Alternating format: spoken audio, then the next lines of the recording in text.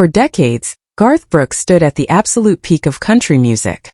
He sold more than 100 million albums, shattered touring records, and rewrote what the genre could look and sound like. But in September 2024, his carefully built legacy collided with something far bigger than music. A lawsuit appeared, filed under fake names. Then came explosive counterclaims that sent shockwaves through Nashville. Television appearances quietly disappeared. Longtime supporters went silent. The man who once sang about friends in low places suddenly found himself standing very alone, facing questions that reached far beyond chart positions or ticket sales. He was born Troy G. Brooks on February 7, 1962, in Tulsa, Oklahoma, the youngest of 6 children in a crowded, blended household that barely had room to breathe. His father, Ray Brooks, worked as a draftsman in the oil industry and struggled with alcoholism. His mother, Colleen Carroll, had once chased her own dream of country stardom, signing with Capitol Records in the 1950s and even appearing on Ozark Jubilee. Her single Pinball Fever drew some attention in 1956, but the industry wasn't interested in promoting a married woman raising 6 kids. She stepped away from the spotlight, but the music never left the house. The family eventually moved to Yukon, Oklahoma, bringing their songs with them. The Brooks home wasn't quiet or polished. Backyard talent shows were common, less about ambition and more about survival and joy. When Garth was around 7, he was found hiding in a closet with his mother's old guitar. That moment, quiet and private, marked the beginning.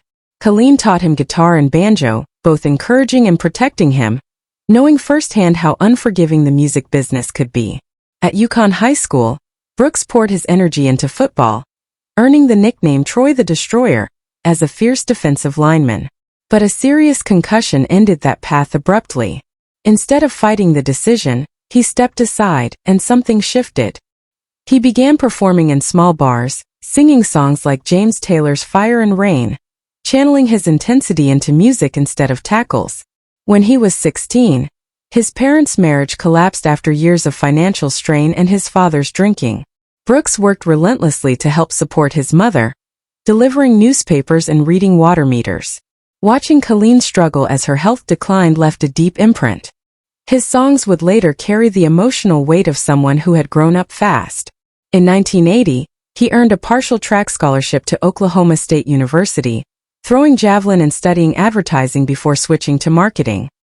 He worked nights as a bouncer at the Tumbleweed Ballroom, where he met Sandy Mal under chaotic circumstances that somehow turned into a love story. In 1981, Brooks made his first trip to Nashville with a demo tape and little else. The industry dismissed him. One executive even laughed him out of the room. He returned home bruised but unbroken. He married Sandy in 1986, lived in a rundown trailer, bartended, and played to tiny crowds for loose change. He studied Bob Seger bootlegs late into the night, experimenting with a sound that blended rock energy with country storytelling. In 1987, Capitol Records told him he was too pop and dropped him.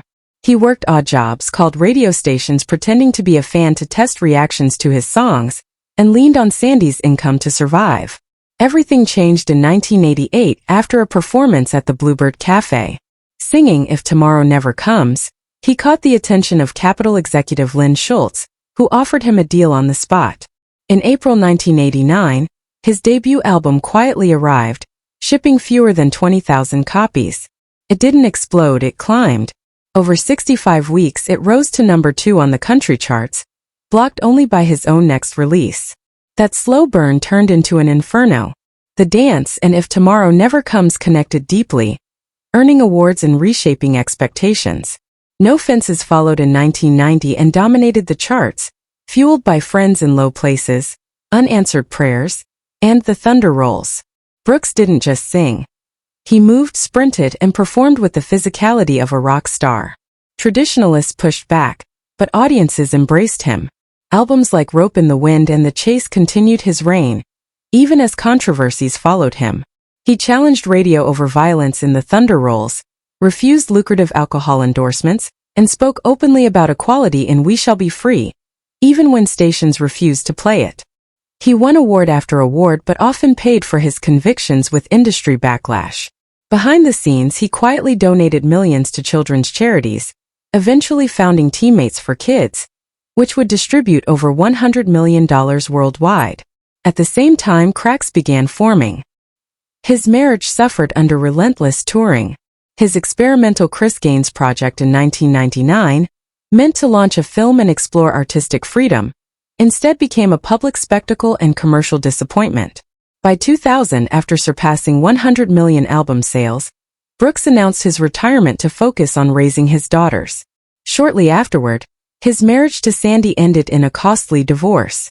For years he stayed largely out of the spotlight, remarrying fellow country star Trisha Yearwood in 2005 and slowly returning to music through massive tours and exclusive deals. Then, in September 2024, everything changed again. Brooks filed a lawsuit using pseudonyms, claiming he was being extorted. Within weeks, a counter-lawsuit emerged, accusing him of sexual misconduct. When the pseudonyms were dropped and names made public, the situation escalated. Television appearances were canceled, performances quietly removed, and the industry distanced itself.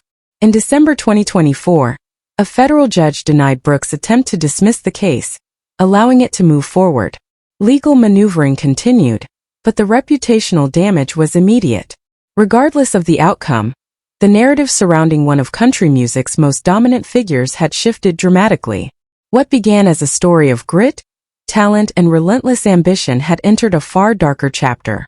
The legacy built over decades now stood in the shadow of allegations, legal battles, and unanswered questions.